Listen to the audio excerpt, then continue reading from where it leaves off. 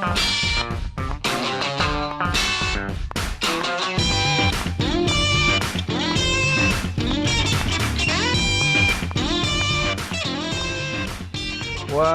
welcome everyone. You know you're in for a treat when you hear that tune because it's time for the Rec Poker podcast. I am your host, Chris Jones, filling in for Jim Reid, who is collecting baby avocados as we speak in the main event of the WSOP. I am hoping that when I get off this episode, he has even more of those than when we started. But he was sitting about 80 to 100 big blinds deep last I checked on day 2D. So we're wishing him well, and it means you're stuck with me hosting. But I am just one of the people who make the magic happen at Rec Poker. We are built and run by a group of mostly volunteers. We call ourselves the RECing Crew, and one of those other RECing Crew members is with me tonight. I am John Somsky, also known as Poker Geek MN, and I run the home games. And I am hoping that Jim Reid, our fearless leader, will be unavailable for the next week or so because he will be going deep into the main and tell us what it's like to make day 6 or day 7 or the final table. That would be pretty amazing, wouldn't it? That would be. Then you start collecting more than avocados. Then you get like the lavenders. I don't know what we even call those. And then they start getting the like oversized those chips. I don't even, those are the ones. Those are the ones that like I have always wanted to just even like hold in my hand, just have one of those like that they used to call them the mini frisbees back in the day. Yep. Never been able to. And then like shuffling those, that's got to be a great feeling, right? That's just it's just got. Well, and playing the main event is on most poker players' bucket list, right? I know it's on mine. I have not done it. Yeah. So I'm hoping that Jim does extremely well. Oh, I've already blown it. I'm reading the YouTube chat, so I've already blown it. I forgot to unmute myself because I'm not used to the producing and hosting at the same time. So sorry for those. That was a bit of a silent movie, but you got to hear Somsky. So that was the more interesting part of that conversation anyway. What we were saying was that Jim Reid is unavailable tonight because he is running into day 2D of the main event. So we are covering for him tonight with a hosted episode. This is also a pre-recorded episode, so it's a kind of a mishmash. The middle of summer, the middle of the WSOP. I had a great interview this morning due to the time zone difference with Byron Jacobs at D&B Publishing. D&B Publishing, for those of you who don't know, is the publisher of like the lot of the seminal poker books out there. And Byron has a really interesting story to tell about how he came to get into this, what kinds of things he looks for in a poker book, how he keeps track of trends in the poker world, and kind of some sidelights along the way. But I think it was a really great conversation. And we're gonna if you're listening on the podcast, you're actually going to hear that right in a few seconds. If you're watching us live on YouTube, you're going to have to wait till that audio episode comes out. But we are going to go into that interview right now and then come back and chat about a few other things. So here's my interview with Byron Jacobs of D&B Publishing. So Byron Jacobs, thank you for joining us on the Rec Poker podcast. We're really happy to have you here. I'm really excited about this conversation. Take me back. Let's start with your connection to poker in general. Like how did the whole D&B thing start happening? What is your connection to poker? Sure. Okay. First of all, thanks very much for having me on. It's a big thrill to be here, and I'm sure we'll have an interesting conversation. My initial area of expertise was chess. I was a strong chess player as a kid, and as happened with many other chess players, I sort of moved into poker. I got interested when the poker boom started, around the early 2000s, something like that. And I didn't even know how to play. I didn't know anything about the game, but I vaguely knew how to play. And also, I had a chess publishing company, but one of the guys, Dan, who was working as a marketing guy for the chess, we got on really well. And we thought there was room to start a company doing other games. So we were thinking we'd do stuff like backgammon, bridge, we did a book on blackjack, all sorts of stuff like that. We did puzzle books, Sudoku came in. We did one or two poker things, but we didn't really have any contacts. And then suddenly poker started to rule as around a money maker and stuff like that. And we thought, right, there's a good opportunity here. And I managed to develop my game. I'd started to play quite a lot. And I've become moderately successful over a period of time. With the games playing ability, it's not too difficult to pick up the game and attain some proficiency at it. And I got in contact with like a few people. I've been on forums and stuff like that. So we managed to sort of get some authors in the early days. And then there was a big change when I was working for a site called Poker Strategy. I was making them some material, some coaching materials, and John Little was working on the site too. And I watched some of his stuff, and I really liked it. I thought this guy explains things beautifully, really clear, really a great teacher, a great communicator of information. And so I contacted him and said, "Do you want to write a book?" And he said, "Oh, great! Actually, I've kind of already written one, and I didn't know what to do with it." So he was a big impetus to get us going because he put us in touch with a lot of other people. I mean, we subsequently did books that involved Phil Hellmuth, Mike Sexton, numerous big name players, and we would have found it very difficult to sort of worm our way in. But he kind of, he's like that, that game. They play with like Kevin Bacon in I think it's Kevin Bacon in Hollywood. Yeah. And you're 6 degrees of separation. John Little is the kind of Kevin Bacon, Yeah. He's really, he is. That is an interesting way to put it. Like Jonathan Little kind of is the Kevin Bacon of the poker world. He really, he is so well connected and so well knows so many people. So take me back even earlier then. So you already had publishing experience. That was something that was already part of your skill set. You didn't have to learn that as well as No, I was already a publisher and had been for 15 years or so in the 90% in the chess environment. I'd done some other things, but chess was my area. I wouldn't claim I was like the John Little of chess, but I knew a lot of people because I played and I was quite well connected. So finding authors to write chess was easy for me. And obviously because I understand the game very well, the production was very easy. I didn't have the knowledge when we started poker to do it, but I picked it up quite quickly. Well, and so this might be, for our audience, in my day job, I work at a literary arts center. We work with a lot of creative writers and people who are aspiring publishers. They work with, agents and editors at, big publishers and that kind of thing.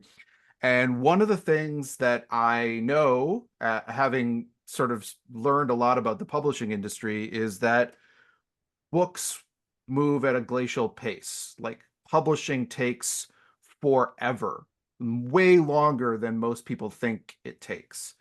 And yet you with D&B seem to be able to publish timely books on like the topics of the moment, like where we're talking about, okay, now there's some new solver strategy and you get like Michael Acevedo to write like so like I'm curious about how you've been able to do that with the fact that books move so slowly and you're still able to sort of publish these timely books. I understand what you're saying, and I completely agree with you because as we've all got a bit older, the world seems to move much faster.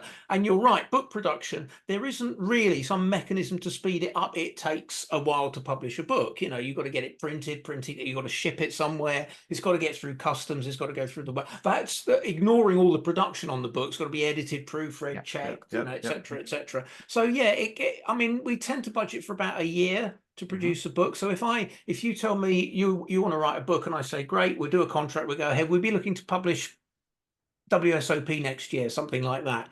So what we have to try and do is just like, not exactly anticipate a little bit, but make sure that stuff that we commission is, in our judgment, likely to be relevant and won't be superseded by the time it comes out. Now, I know that things do change very quickly, but even in the poker world, where new software comes out seemingly every 5 minutes, and things move quick, but they're not so fast that 1 year is going to be radically different from the previous year.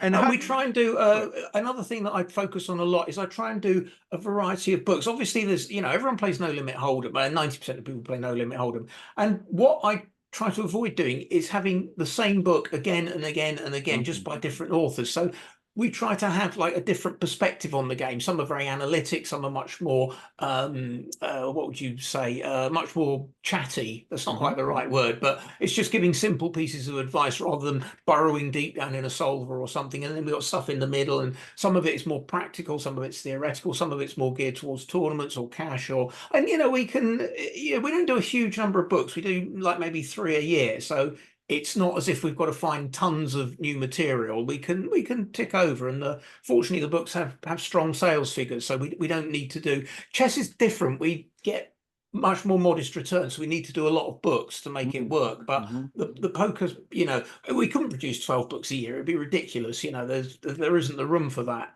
But the ones we do, fortunately, seem to have the poker public seems to engage with them, so we consistently get good results from in terms of revenue from our publications.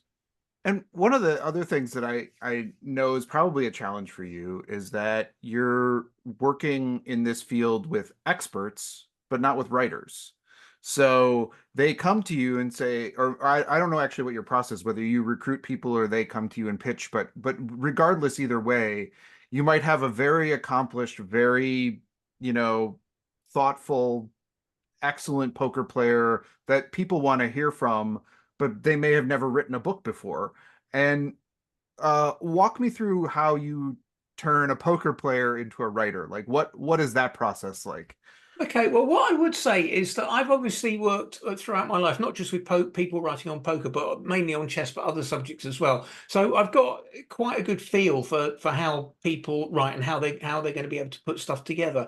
And if people want to write a book, and they've gone to the trouble of like putting some package together with like maybe a dummy chapter and an outline of the whole project, they're generally pretty good at stringing words together. I mean, we do also get approached by like people who've like been working as poker journalists, stuff like that. That happens quite often, as well as just the very strong players. But in general, they write pretty well. And if someone kind of writes, I wouldn't kind of work with someone who was really inept at writing. I think it'd be too difficult. But obviously some people are better than others. But if someone's a little bit clumsy in the way they put stuff together, well, we edit the books. I have a couple of editors I'm who are very reliable. I know if I've got time and I'm particularly interested in the topic, I might do it myself, because I've written a lot of books myself, so I'm competent at doing this sort of stuff. But we don't get anything that's so. In fact, I wouldn't commission it if I was unsure. But we don't get things that are so terrible that someone has to completely rewrite the book. They can. Right. What players or writers in general struggle with more is structure, because they have a lot of good ideas, but they kind of throw them all down like on a what do you call it, on a board or something. They splat something there and something there and something there, and you need to sort of step back and take a view and say, no, that needs to go in there, that needs to go in there, and within a few hours you can make a structure for a book and make it all make sense. So I've done this certainly a couple of times. An author has sent me something and I've liked the work, but it's been kind of it doesn't make any sense the way the flow goes, and I kind of rejig it, and when they see it again they say, oh yeah, that's what I wanted to do. Yeah, I couldn't work it out. So yeah, I mean, like I say, most people, most of them can write, but and actually the people who write well, this is quite interesting, and it's something I wouldn't have expected at all. It's got more or less nothing to do with their level of education.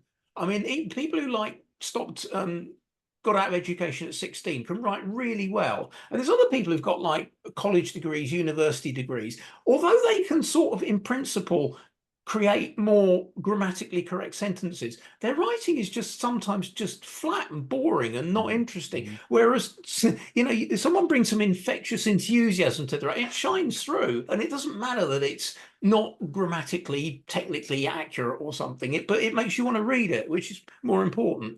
Yeah, and actually, that's one of the things I really appreciate about many of your books is that there is this sort of it's not flat. There's sort of an immersive part, there's a storytelling part, there's a narrative aspect to the books that goes beyond just okay, I had ace king and what do I do on this board? You know, there's this like I had ace king and I was in the main event and there's a storytelling aspect to it that sort of livens it up, which I really do appreciate. And I think that's a really important part to like draw the reader into these to the books. Um, so the other thing, I'm going to get off publishing shortly. I know there's probably not where everyone wants to go, but I have one more sort of publishing question, which is, you know, you it's an ever-changing business. We've seen sort of technology sort of move. You've now worked on audiobooks, you've worked on translations, you've turned some into sort of like complementary video series. I'm wondering about sort of where you think the publishing the poker publishing world is moving and how you're sort of like adapting to all these changes around you and so. That's a really good question, and it's become particularly pertinent in maybe the last 10 years. I think ebooks kind of kicked in around 2012, something like that. And for a while, we were kind of all at sea because all we'd done as publishers for our lives is like produce these paper things that we would get in the bookstores and hope that people buy them. Now suddenly we were confronted by we had to get involved in ebook markets, and obviously there's a lot of video around, and Audible is really big. Unfortunately, poker does work more. It kind of surprised me. I thought people wouldn't like poker on Audible, but they sell brilliantly on Audible. People love them. They say they like drive to work when we chat to people, sometimes they say they drive to work and they have them on in their car or they're sitting on a train and they're listening to the stuff. So yes, that was definitely a challenge, but also it kind of made life more interesting, having to find different formats to present our material, and also thinking about how we could use the books to create the material in such a way that it would work in different formats and not just in a book. And another thing is that it also makes people realize how much information is really in a book, because we've made like video versions of books and Audible. And the Audible version of like one of our books can be like 25 hours or something, Right, and there right. can be like 15 hours of video transfer. So there's just like a book like this, you think, oh, I don't need that, I'll go and watch a video for 40 minutes or something. This is like 20 videos worth or something. It's surprising how much information there still is. And it's almost like somehow coming to the stage that this isn't quite right, but somehow the books are like almost like the marketing tool for everything else that we do. I mean, people still like books. They've gone through a transition, a bit like happened with vinyl with music. Like suddenly vinyl just died because everyone was getting the iPods and all that kind of stuff, and then it kind of flattened, and suddenly it's back that people want it back again. And a similar thing has happened with books. They definitely had a dip down, like around 2014, 15, 16. Our sales did drop down a bit, but then people started wanting them again. So these things kind of swing around, and we've been doing fine since then. But we do try to make as much use as we can of these new formats as they arise. Yeah, I think my entire career I've read an article every year about how the book is dying, the book is dead, and the book never dies. It comes back in different ways, in different forms, but I don't think that physical media is going to like go away. I think it'll iterate and there'll be all the other options to go along with it, but I don't think it's ultimately going to go away.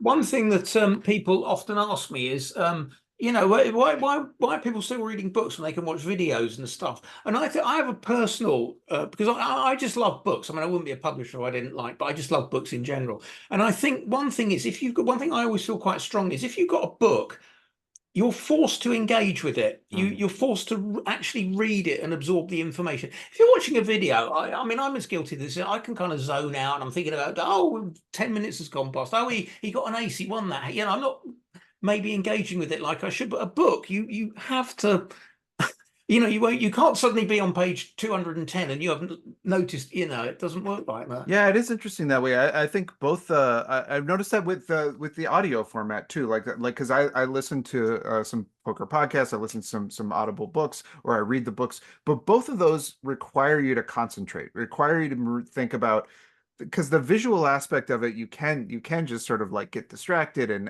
it's interesting that way. At least for me, at least the way I learn, I find that kind of way of engaging with the material is more instructive and more like kind of seeps into where I need it when I need it. Um, so okay, um, let's shift to sort of the poker world and like talk a little bit about some strategy aspects and things some books that have come out recently. Tell me, you've published now dozens of poker books. If somebody said to you, because this is a recreational poker audience, I'm a recreational player. I'm not very studied, but I'd like to get better. I'd like to take this more seriously. Um, do you have a go-to book or two that you've published over the years that you would point them to as like a starting point?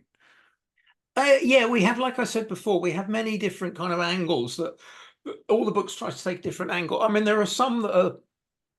One that comes to mind is John Little's Secrets of Tournament Poker. It's a hardback. It's a very nice book. It's one of the very few books we've done in hardback, and that is just a complete primer.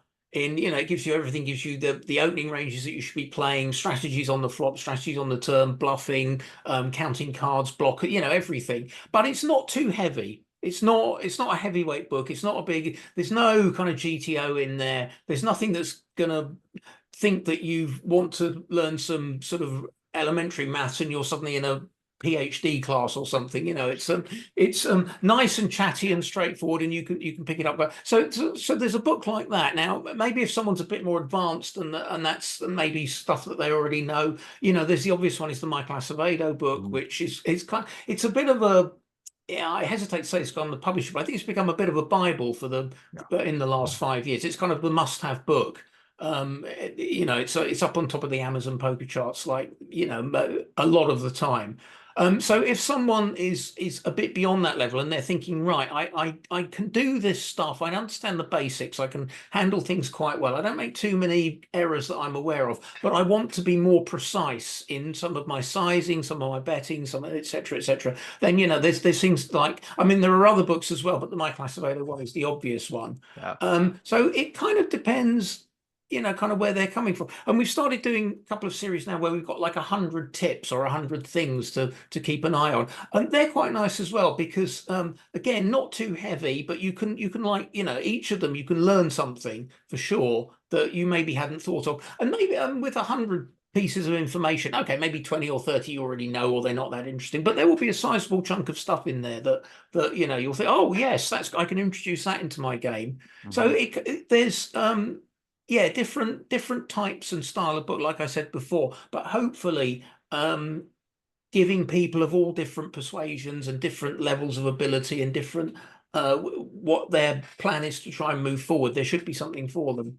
Yeah. One thing we have got on the site actually is quite interesting. There's a little flow chart that I did, and it's one of these things where it says, do you like playing cash or something? You go down this, and all our books are on there, so you can sort of, it should give a little bit of a sense of the flavor of each book, even if it's quite a gimmicky basic thing. But that's a starting point. Oh, that's great. We'll share that in the show notes here too, because I think that's probably a really helpful resource for people who might be looking for the perfect book for them. And you've touched on this a little as well, but I know some of our audience is really interested in sort of expanding their breadth beyond Hold'em. And I know you've done some mixed game books, and tell us a little bit about those. Yeah, obviously, I think Hold'em is probably still, I don't know the figures, but is it like 90% sort of what is played both online and in casinos and stuff? But obviously, mixed games are very interesting, and And when I was playing, I play very little poker these days, but I used to play a lot about 10, 12 years ago when it was kind of like a little bit easier to win money than it is now. Yeah. But when I got a bit bored with playing Hold'em all the time, I kind of got into mixed games, and I thought, yeah, this is really interesting. And so we did do one book on mixed games, and it's done quite well. Yeah, and I know that because PLO is obviously the main other one as well, and we've done several books on PLO, and PLO is a great game. I've often dipped in myself, and I find it fascinating. But obviously, it requires different strategies to hold them, both structurally, obviously with the pot limit size, and also the way you use it. Yeah, there's much more. Blockers are much more important and stuff like that. So that's like and I think it's a nice idea if you've been playing Hold'em for a long time and nothing else, just to take a breather and look at these other games, because they'll freshen up your Hold'em game, for sure. They'll teach you things about, like you just mentioned, they'll teach you things about the game that you didn't even think you really needed to focus on, like the blocker aspect in PLO. I think that Stud tends to teach you about kind of nut value and some of the blocker aspects as well. So I think there's some really great aspects to those games that help your Hold'em game, even if you don't have a strong interest in getting that much better at them. What's on the horizon for D&B? What's something that we should be looking forward to that's coming out soon? Okay, well, we've got quite an exciting year coming up next year. Like I said, we tend to do like about 3 books a year. And we're always slightly fearful we're going to run out of books or run out of ideas, but it never seems to quite happen. We always seem to manage to like pull something together. The big one that we're waiting for is Michael Acevedo's doing a follow-up to Modern Poker Theory. It's going to be Modern Poker Theory, the workbook. And I would say it's about 60% done, something like that. So we are anticipating we'll have this out by WSOP next year.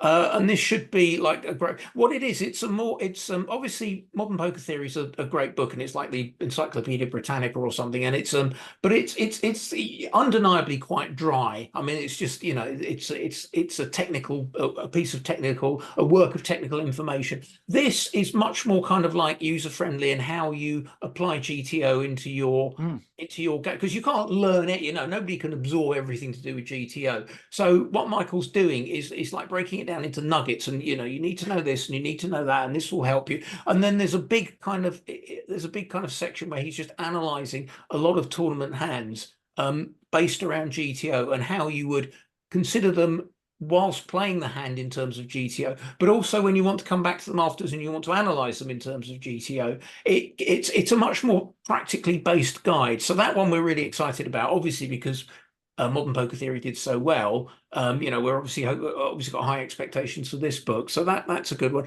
And we did a book with the PLO guys. They have the PLO Mastermind site, and they've got this online school, and they did a book for us about 3-4 years ago, and that's done really well on PLO. And we're going to do another one with them next year. Cool. So that's another exciting one that we've got coming out. And we're also thinking about doing a book on poker maths, which is in the early days. I may actually write this myself, because maths is kind of my thing. I was a math student at university and stuff. So and there is already a book that does very well. Hardin, the guy called Hardin, I think, wrote this book. I've forgotten his name. But I've got an idea for a different approach to doing it. So if I've got time and I'm not too bogged down with other things, I may get on and do this, or we may commission somebody else to write it. I'm not quite sure. But we've got those. Those are our kind of 3 main projects that we're looking forward to being able to get out. And we've also got a book. We've done 3 books with Alex Fitzgerald, as you'll probably know, and he has coordinating with another author. They've written a kind of a book that we've called Improve Your Poker Now. And it's again, you were saying, like, these guys who have maybe been playing for a while, know a few things, want to move on a bit. That would be a good book. If your knowledge level is still fairly basic and you just want to push forward to like be a bit more competent in situations, rather than someone who's already competent and is looking for like the nitty gritty stuff. So yeah, and that one should be out this year because we've already got it in. So it should be out by the end of the year for sure. So that's what we've got kind of in the pot at the moment. That sounds like a really exciting lineup. I know both Michael's book and several of Alex's books have been part of the RecPoker book study. And I know those have been really in-depth conversations. Our friend Rob Washam leads those conversations at RecPoker, and I know they dug really deep on the Michael Acevedo book. So I'm sure. that There's usually, plenty of deeping to be yeah, done. I think he does most of them on kind of like they usually do like a 6 week kind of thing where they run through a book, maybe 6 to 8 weeks kind of thing where they run through a book. And that one I think took many more weeks. I can't remember exactly how many, but it's definitely, like you said, I mean, it is an essential book if you want to understand I think kind of so. like the foundations of where GTO is and what it is and how to apply it. And yeah, but it's a book that takes some dedication to get yourself into. And it sounds like that complimentary book will be a really nice piece to sort Yeah, of. well, obviously we've got high hopes, and it's a lovely. I like the fact that you've got this lovely contrast with Alex Fitzgerald, who is also like a brilliant player and a brilliant Yeah. teacher, but Yeah. he has a completely different. He tells you something and he says right, and then he tells you again, and then he tells you again, and he makes no excuses for it. He says, "Look, you have to understand this. Okay, I'm going to keep telling Yeah. you." Yeah. I really appreciate him as well. He's been a guest on the program a few times, and we're always excited when he's coming back. So The great thing is that we've worked with all these different authors, and almost without exception, they're all just like lovely people. They're really easy to work with. They're just like they're friendly and they do good work and they work hard and it's just a real pleasure doing this. Like, well, 90% of the time. right. Well, so you mentioned that you don't get to play very often these days, but when you do play, um, how what lessons do you apply, or like what things have you taken away from all publishing all these books that you apply to your own game? That's a really difficult question. That's a good question, actually. Yeah, because if I say nothing, it's not going to sound very good. One thing, that I started putting into practice a few years ago that I thought made quite a considerable change to my game. I got more fearless about bluffing. I used to find it quite difficult to bluff.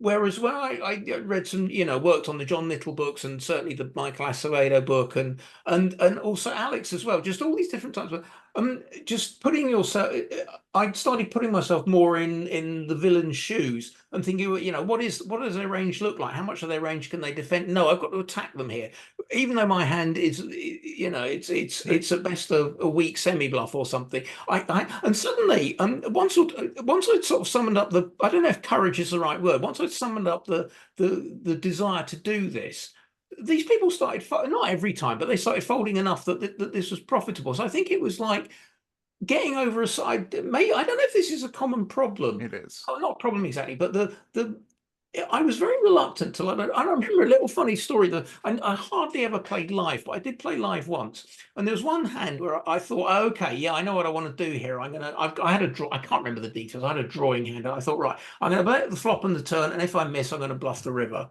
So that's what I did. I put chips into middle, flop, turn, missed. I've got no hand at all. Right, I'm going to put some chips in, and I was almost like embarrassed to do this. I can't do this. I'm fibbing. I've got no hand. I'm pretending I've got a hand.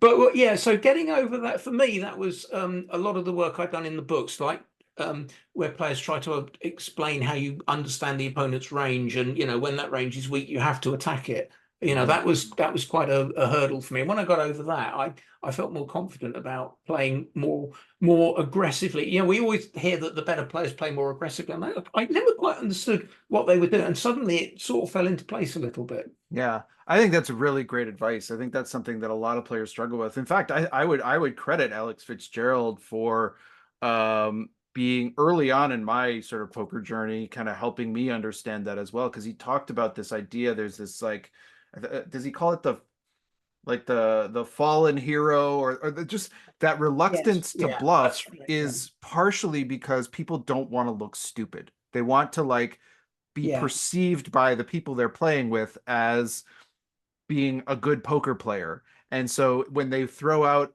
a couple of cards that's so like, how do you have that? When they get caught bluffing, that makes them feel like, oh, now people are going to think I'm the stupid one. And so that is the thing I think that holds people back from making some of those plays. So I really appreciate, because that was directly from, I forget which one, but it was one of Alex's D&B books It's where probably exploitative live. There's a lot of that kind of stuff in it. Exploitative plays in live poker. There's cram full of books. I remember I just had one other thing. I remember when I started looking at this stuff, and there was some theory. I can't remember where it came from. It's probably in many of the different books that when you open and get 3-bet, you can have a small 4-betting range, which is something like ace 5 suited, ace 4 suited. It's got that kind of stuff in there. And that would like have never occurred because you've got the ace blocker and then you've got a little bit of a drawing hand anyway. And I remember the very first time I 4-bet someone with ace, I was like terrified and they folded. I couldn't believe it. I got someone to 3-bet fold without a hand. And I was like, I was like happy for the next 48 hours. yeah, it feels so good, right? Because I mean, it's scary to get 4-bet. That's the thing, is like you're thinking this is scary to bluff with this, but like when you're 3-betting and maybe you're a little light and somebody 4-bets, you're like, well, they must have it. And so that's a pretty good feeling when that happens. Do you so like, are your books enough, or do you make time to study elsewhere so that you understand, you mentioned wanting to make sure that your books are relevant. How do you keep up on poker trends or poker theory or things? Is it mostly the ideas that come to you through pitches, or are you sort of actively in the space trying to like understand where things are headed? It's a bit of both. I mean, like I said, often we will have players come to us with projects that they were either people we worked with before, or they come completely fresh and they've got some idea that's that they want to produce. And sometimes these are varying quality. I have to be honest. Some of them are like laughably bad, and some of them are just absolutely brilliant. I don't know if you remember, we got 2 books by Will Tipton. They're kind of like a little bit outdated now, but he was like anticipating GTO before it happened, but in a sort of heads up environment. And he'd written these 2, but I couldn't believe it. It was like like almost like the best material I'd ever seen. It turned up like in an email. And other stuff is less good. But yeah, to return to the point you were making, obviously we work a lot with John Little, and John Little is that that he's in the thick of it. So if I'm curious about something, I just have a chat with him, and because I don't follow poker like I'm not looking at all the tweets and all the blogs and everything. I mean, I'll dip in and out, especially when the WSOP's on, and I'll sort of keep an eye on stuff. But if I'm kind of thinking, if somebody sends a proposal for a book and it's based around a topic and I'm not sure, I'll just ask him, and he'll give me sensible advice. 100% of the time. And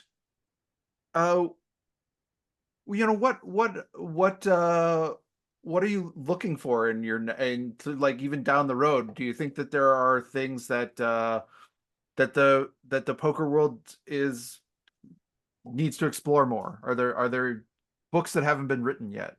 Oh, that's a difficult one. Yeah, because if I knew what they were, I'd probably be trying to commission them.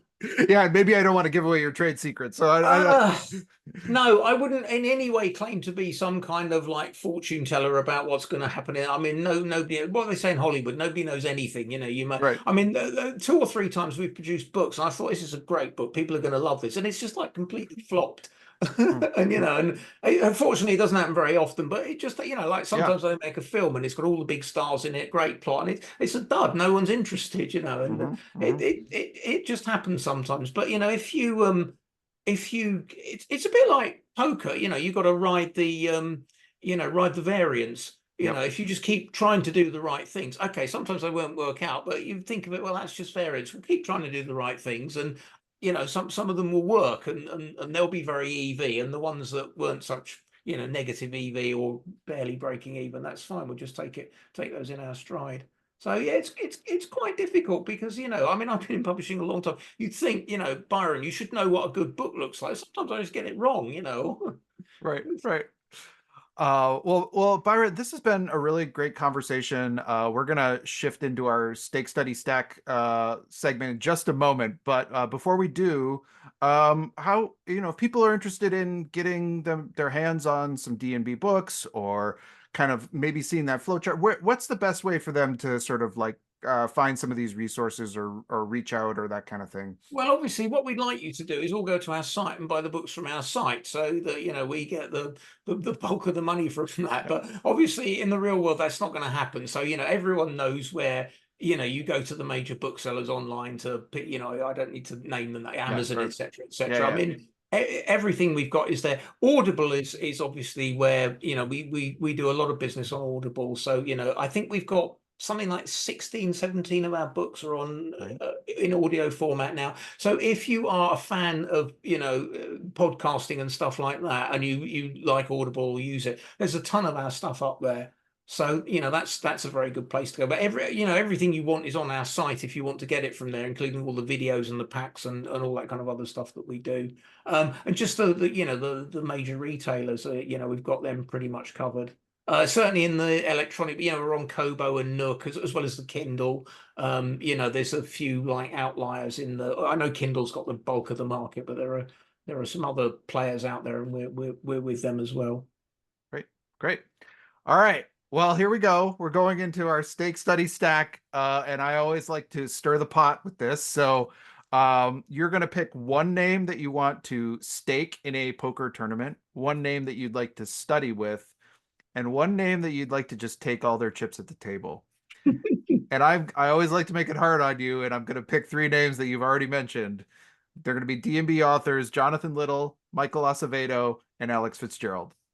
Oh, okay. That's probably quite easy in that case. If it's somebody I am going to study with, it would have to be Michael Acevedo, because he's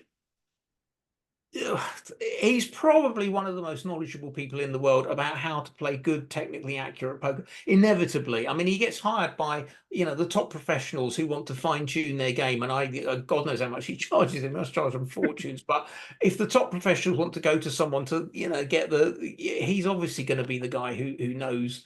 Has the most of that information at his fingertips and understands the exact correct ways to play. In terms of staking someone, what have I got to do? I've got him to study, so I need to So you've got stake, study, stack. You're going to study with somebody else. I've got a stake, and you've got a stake, and you've got to stack somebody. Either player could go into either category. Actually, I would probably back John Little, because I think John Little is a fantastic practical player. In all the work I've done with him and all the books he's written, he obviously plays at a very high level, but he's also played many of these kind of tournaments that his students and the people who read our books would play in, the 1K and 2K buy-ins at the WSOP, that kind of stuff. And he is really fine-tuned to the different player types, how you play against these different player types, what you do at different stages of the time. And he's really good on that. And I think in terms of bringing your kind of maximum EV to the table, I think he's hard to beat in terms of playing your A game consistently. I think he's probably hard to beat. And so Alex is obviously. So poor Alex. You get to scoop all those Alex Fitzgerald chips into your stack. I would, I'd have to do it that way around, I think. Fair enough.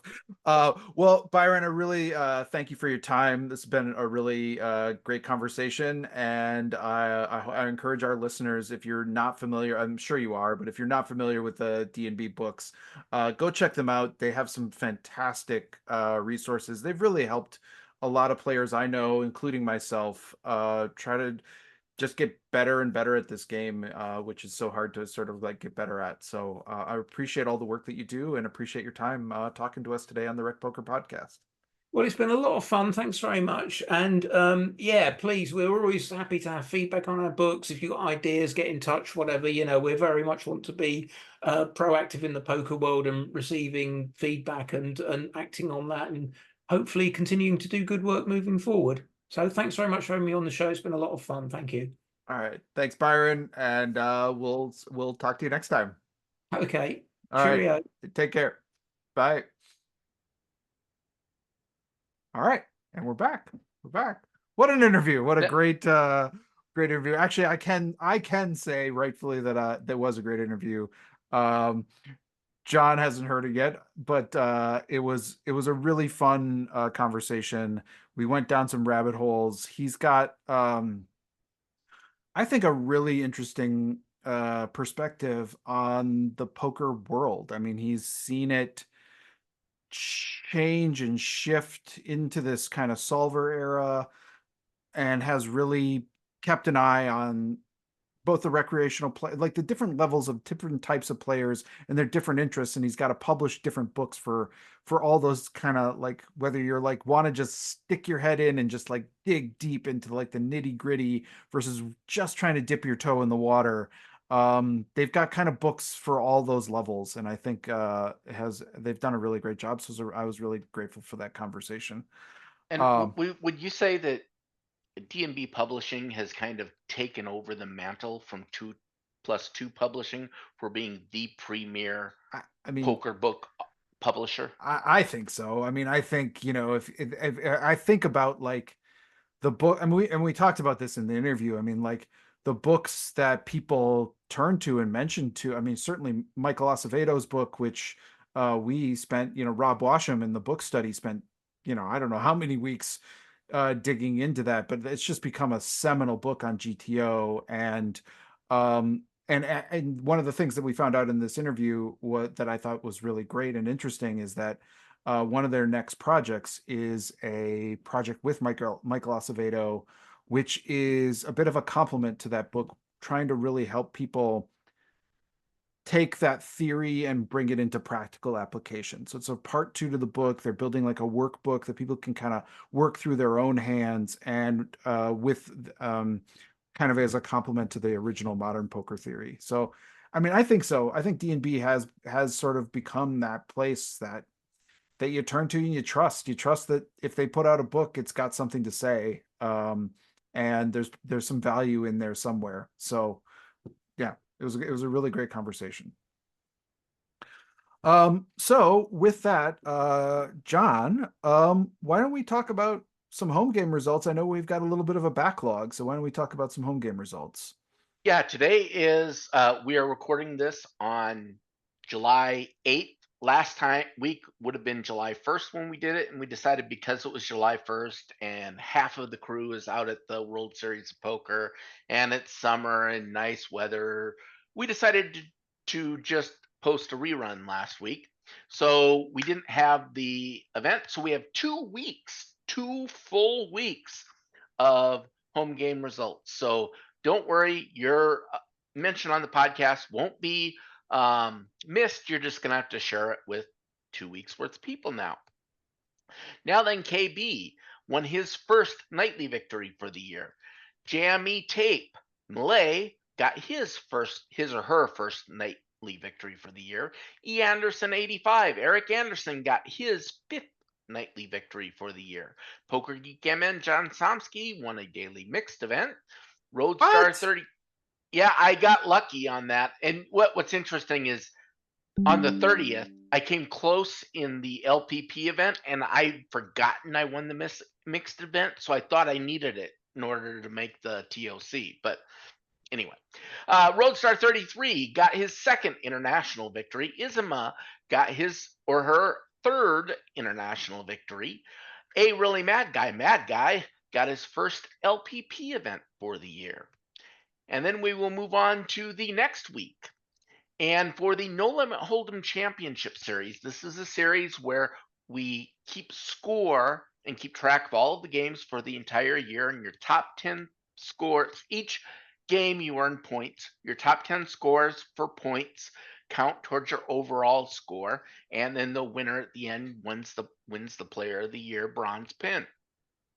Evil Roy CA, David Westerveld, won his first No Limit Hold'em series. He also managed to take the lead in the Player of the Year points race, but he is less than a point ahead of Kelly S. 1962 20s, Kelly Stork. So it's a very close lead, and it'll be interesting to see how this plays out and who's going to take over many the lead. months to play out too. So that exactly. Yeah. It could still be anybody's game. Then E. Anderson 85, Eric Anderson got his 6th nightly victory for the year. M. Michael Babker got his 2nd nightly victory for the year. Izuma used to be Spike, I think, was got his or her fourth international victory for the year. Poker Loon 91 got his or her second international victory for the year. And Apple of My Eye, Harold Berry, won the daily LPP event. So he can contact info@rec.poker for his free month at Learn Pro Poker. And that also goes for a really mad guy who the week before won the LPP event. They both can contact info@rec.poker for their free month at Learn. Well, I'm delighted for all the winners, and I'm delighted that in Jim's absence we can still manage to dox somebody. So congratulations, John, on figuring that out as well. Yes, yeah, I should know better, but Jim's not here, so we're just kind of making it up as we're we just go trying along. to fill in the gaps for the time being. So yeah, no, congrats to all the winners. This this Player of the Year series, it's no joke. It's hard to win those. It's really hard to get into those final spots. So keep it up. I'd love to see it. Well, so for those of you watching live, we're gonna kind of shift into a strategy episode really shortly. So just stick with us. But for those of you who are listening along with us, we've got our fingers crossed that when this comes out, our own RecPoker Jim is still plugging along in the main event. And until then, I think oh, right. Thank you for reminding me. I'm so messed up between which episode we're in. So yeah, we should do our food bank drawing as well. So for those of you in the chat, if you want to enter food bank into the raffle, food insecurity is a problem that impacts a lot of people in a lot of different communities. It might impact somebody that somebody you might not think. And one of the best things you can possibly do is Google or look up in what your favorite search service, type in food banks near me. You can commit either some financial help, deliver a non-perishable food item, or just volunteer some time out of your schedule. All of those things can help benefit the community that you live in. So as a way of just kind of reminding you all of all that, we like to do our drawing, and instead of having people enter by typing contest, we have them type food bank into the chat. Just a way to kind of keep that and refresh that into people's minds. So if you type that into the chat right now, you'll be eligible for our weekly drawing, and we'll do our drawing very shortly. John, is there anything while I'm getting my dice ready that you'd like to share with the community?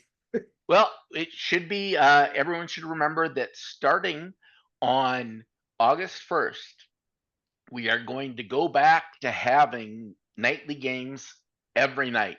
So we will be adding back in a Thursday, a Friday, and a Saturday night home game. So you'll have even more chances to win those pins or qualify for the Player of the Year race. And that's we should add that's by popular demand. So first of all, you've asked for it, come play.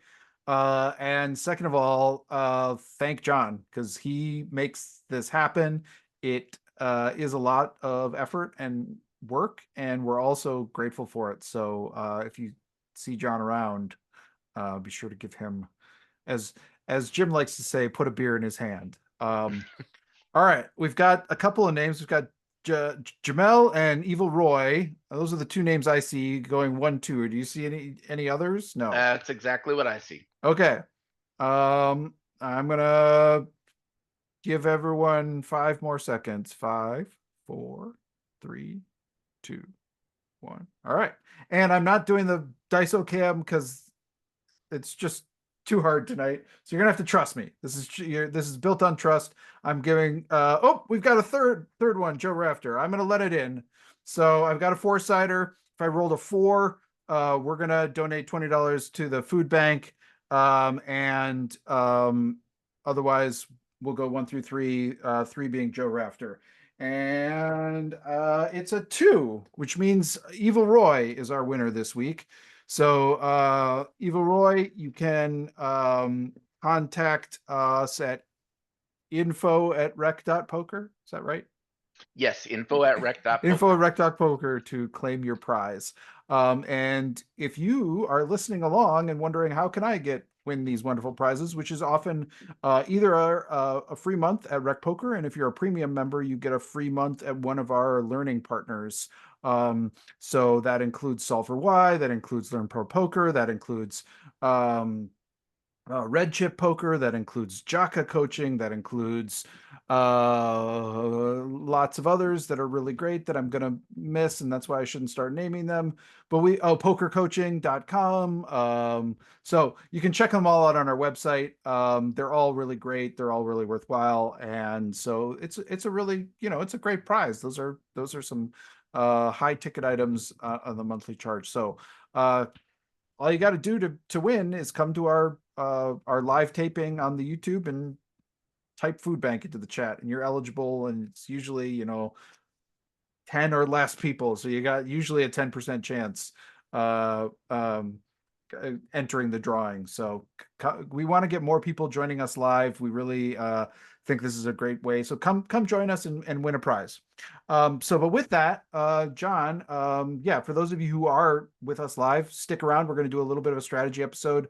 But for now, I think I want to thank the Running Aces Hotel, Racetrack, and Casino. Thank John Somsky. Thank all the folks at RecPoker and Running Aces, and thank you, the listener, because we couldn't do it without you. We value your contributions, and we just hope to see you next time.